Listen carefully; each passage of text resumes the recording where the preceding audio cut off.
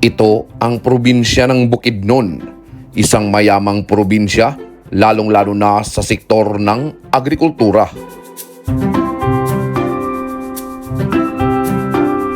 At tulad ng nakikita ninyo ngayon, dito ninyo makikita ang pinakamalawak na plantasyon ng pinya sa buong Pilipinas. And guys, bago pala tayo dumiretso doon sa pakay natin is madadaanan natin itong napakalawak na plantasyon ng pinya. So as you can see sa aking likuran, ito yung may hawak sa titulong pinakamalawak na plantasyon ng pinya sa buong Pilipinas. At ito ay pagmamayari ng kumpanyang Del Monte Philippines. At ito daw ay may tinatayang mahigit kumulang 30,000 hektarya. Dahil ang probinsya ng Bukidnon ay merong magandang klaseng kalidad ng lupain, kaya hindi lang pinya ang tumutubo dito, pati na rin kawayan. At since sagana ang probinsyang ito sa kawayan, ay ilan sa mga naninirahan dito ay ginawa na nila itong pangkabuhayan. Para matibay yung at mga bahay kubo, sir, hindi niya kakainin ng mga anay. Sir, mga 65,000 lang yan, sir.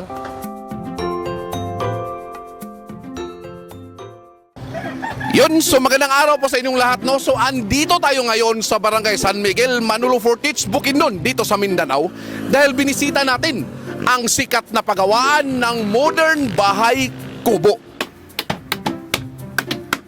Ngayon is ipapakita ko sa inyo ang bawat disenyo at ang pinakamahalaga is magkano ang bawat isa nito. At ngayon guys is insakto may ginagawa sila. So kung hindi ako nagkakamali, hindi pa ito tapos. Tara, titingnan natin.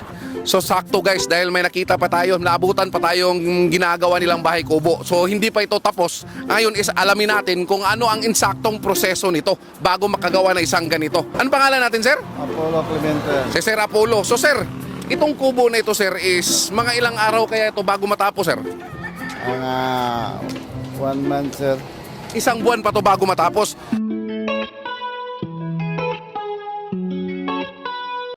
Tanong lang, sir, ba? Paggawa nito, sir, pagkaputol ng kawayan, sir, is pwede nang idiretso igawa o may proseso pa tayong gagawin? Meron pa, sir. Balatan muna. Pagkatapos magbalat, i-treat muna. Treatment. Babalatan pa, sir. Tapos, ano yung sinabi mong treatment, sir? Yung chemical, si halo sa kuan, tubig. Pwede bang makita, sir, kung saan yung mga chemicals, sir? Andito, Tara, sir, guys. oh. Meron daw silang pagka-after ng pagkabalat mo sa kawayan is kailangan pa daw ilublob sa isang chemical. Ito. Tingnan nyo guys, ito. Ito guys. Tingnan nyo. Tara, tingnan nyo. Sir, may insecticide na ginagamit namin, sir. Ito. Takbal. Ihalo mo sa tubig, puputi yon. Tapos, mga Ilublob yung kawayan. Mga ilang araw, sir? mga 1 month siguro, sir. 1 month. So, bakit kailangan ilublob, sir? Bakit kailangan ng prosesong ito, sir? Para, sir, para hindi makapasok ang bukbok, sir. Yung... Yung parang anay. parang anay, sir, ba? So, kung in short, sir, is itong prosesong ito is magpapatibay ng kawayan. Yes, sir.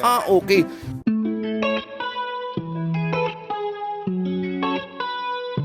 Guys, amoy na amoy ko. Talagang iba yung amoy ng chemical na ito, sir. So, pagkatapos nito, sir, pagkatapos mong ilublob nito, sir, is yun na, o ibibilad pa. Bibilad na 3 araw. Pag, 3 araw. Pag na-dry na, saka na gawain namin. Okay.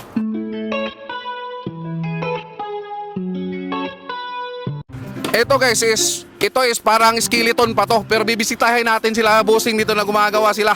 Sir, maingod to, sir. So ito guys, wala pang ito pa, skeleton pa lang, wala pang roof, wala pang kwarto. Ayan o. So sir, ito sir is magkano sukat nito, sir? By 16, Dol. 8 feet by 16. 8 feet by 16. Uy, ang laki nito ah. Yan o. So yun, tingnan nyo, ginawa ni sir is may disenyo na yung balcony. So ito sir, ito yung ginawa mo sir, balcony to na area. Upuan. Upuan to dito. Ito po, upuan. Wala, grabe kasi ang laki oh. Ang ganda na.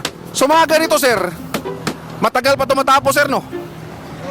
Isang linggo.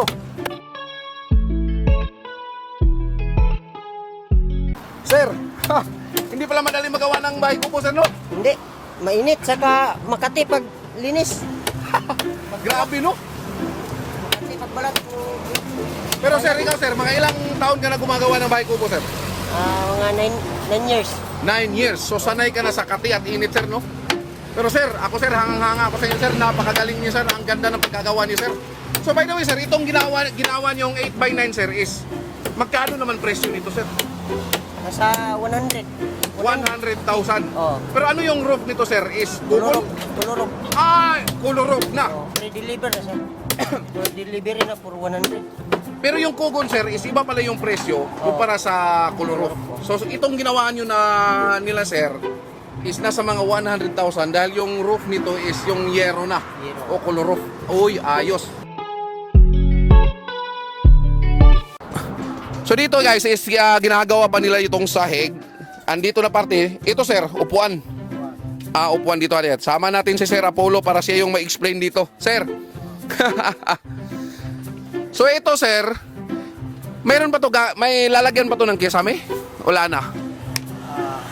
Pag sabi na mag-ali o so itong bumili, pag malagyan yan, pwede. Pag hindi na pa rin. Depende sa may-ari kung pwede niya palagyan ng kisame or hindi.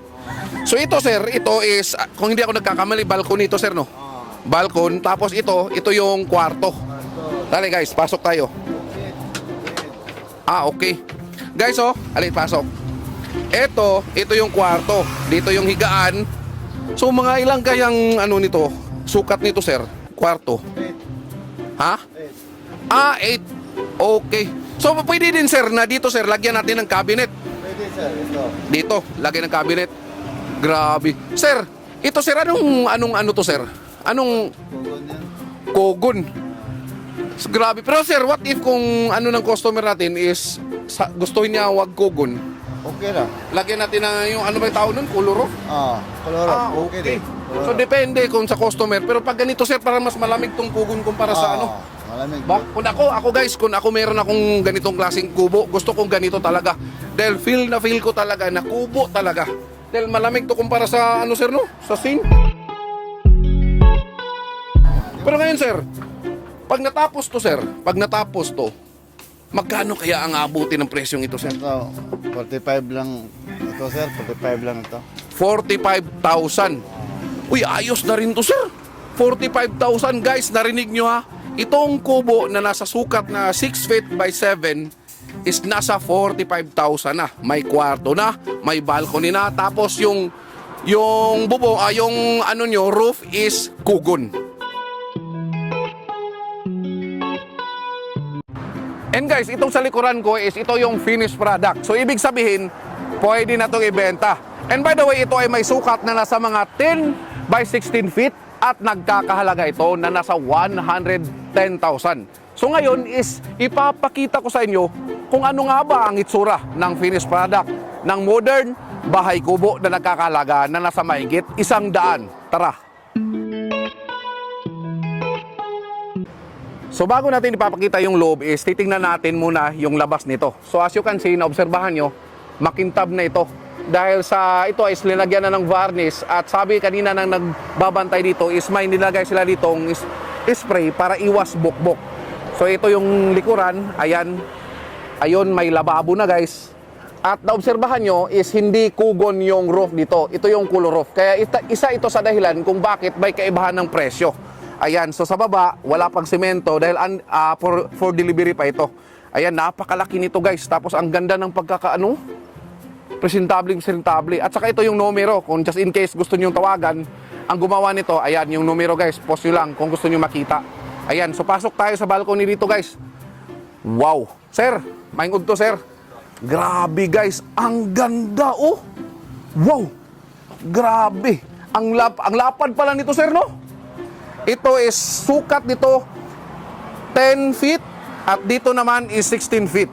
So ito, papakita ko muna dito sa bandang ito ha. Ito dito tayo ngayon sa kinatuloy ni sir. Ito yung balcony. Wow, ang sarap dito guys. Ang lamig. Ang lamig. Dito naman banda is ito ata yung kusina sir, no? Dito, ito yung lababo guys. Ayan, may lababo kayo dito. Tapos dito naman is parang dito yung lagayan lahat ng ano yung gusto niyo sa kusina. Tapos may cabinet na cabinet. Ito pa, tapos may lamisa na maliit. At ito maganda yung kwarto. Ito, ganito kalaki yung kwarto, guys. Ayan, tingnan niyo yung kwarto. Wow. Mga ilang sukat kayo nitong kwarto dito, sir? 7 by 8 feet. 7 by 8 feet yung kwarto. So dito is kasya hanggang 4, guys, kung maglagay kayo ng kama dito. Tingnan natin yung loob, guys, ha. Ayan. Naka-double wall na pala to, guys, oh. Ayan, so hindi kawayan yung ano dito, plywood. Tapos yung ano, yung bintana naka-jealousy na. Wow, ayos, ang ganda ng gawa nito, ah. Tapos dinagyan nila ng asbestos. Asbestos ba ito, guys? Kung comment kayo kung asbestos ang pangalan nito, di ko alam eh. Para hindi tatagos yung masyado yung init. Ayan, naka-double wall na. Ayan, oh. Ang ganda, guys, oh. Wow. Ito yung bahay kubo na nagkakahalaga ng nasa 110 pesos. Grabe, guys. 110,000 pala.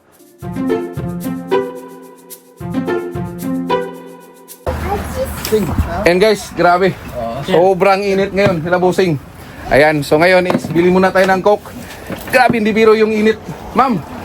Ayan, guys, oh. Ayan, inom tayo ng Coke. Inom tayo ng soft drinks, guys. Dahil alam ko yung mga kasamahan natin, mga tropa natin, is sobrang uhaw nila ngayon. Dahil tingnan nyo naman, oh. Grabe yung init. So, insakto. May tinapay, ma'am? Or, ay, biskwit na lang. Sa biskwit niya. So, guys, inom tayo dahil grabe. Woo!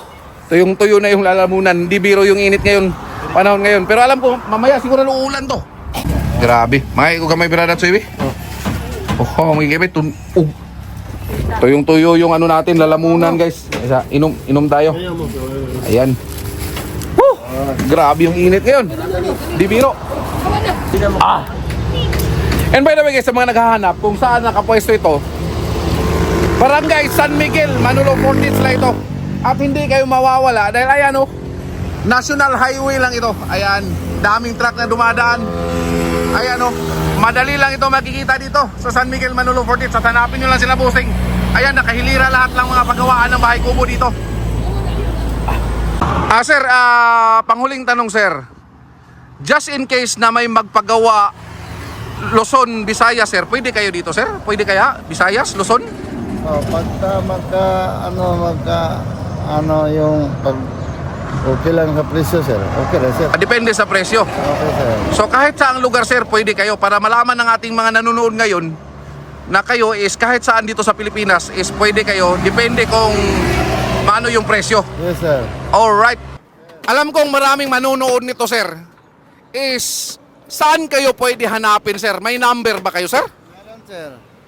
Yes, sir, pwede mo bang sabihin sa anong numero natin? Baka may mga interesado is alam nila kung saan kayo pwedeng kontakin. Yes, sir. Ito, sir, oh. Sir. Ada, Kunin mo na ako, sir, kakuha ka ng number. Ayan, guys. Sa mga nanonood ngayon, para hindi na kayo malito, pwede nyo siyang tawagan. Ayan. Ito. Alright, guys. So, yan yung dalawang number. So, post nyo lang, guys. Yan yung number. Hanapin nyo lang si Rimon Piusca o si Chuna Piusca. Yan yung number, guys, oh. Ayan, post nyo lang. Just in case na may mga karagdagan kayong katanungan para masagot yung mga katanungan niyo. Tawagan nyo lang, guys. Napakaganda ng mga bahay kubo dito. Sero, shout out pala sa ating mga tropa dyan. Kaway-kaway kina, Sero. Yan, mga tropa natin dito. Saludo ako sa kanila, guys. Sila yung mga pinakamagaling gumawa ng bahay kubo dito sa Bukidnon. So yun, guys, no? So isa namang napakagandang kwento ang hinatid natin sa inyo ngayon. At kung umabot man kayo sa punto ng video natin ito, is paki-comment kung taga saan kayo para ating malaman kung saan umabot ang kwento natin ito. At huwag din natin kalimutan i-share para may bahagi natin sa lahat itong pagawaan ng modern bahay kubo dito sa Bukidnon. At by the way, paki-support na rin, paki-subscribe na rin ang ating channel para updated kayo sa lahat ng mga lakad natin. So by the way, ito para si Rentoms TV. Kita-kits sa ating next vlog. God bless and rock and roll. Oh yeah.